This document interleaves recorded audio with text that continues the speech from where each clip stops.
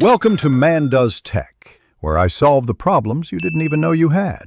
In this video, I will explain how to play USA War Thunder.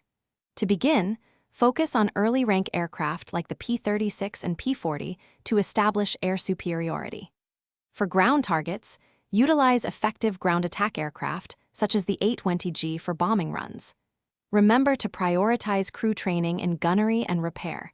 This significantly improves your combat performance and survivability. Building a strong foundation early on is key to long-term success in the game. Mastering USA air combat involves leveraging your aircraft's strengths. Employ boom and zoom tactics with energy retention fighters such as the P-47 and P-51. Always maintain a high-altitude advantage. This allows you to dictate engagements and escape unfavorable situations. Your heavy armament, often 6 or 850 caliber machine guns, delivers devastating short bursts, so aim carefully. Patience and energy management are crucial for dominating the skies. When commanding USA ground forces, leverage the powerful stabilizers on tanks like the M4 Sherman for accurate on-the-move firing. Utilize effective hull-down positions to protect your weaker hull armor while exposing your strong turret.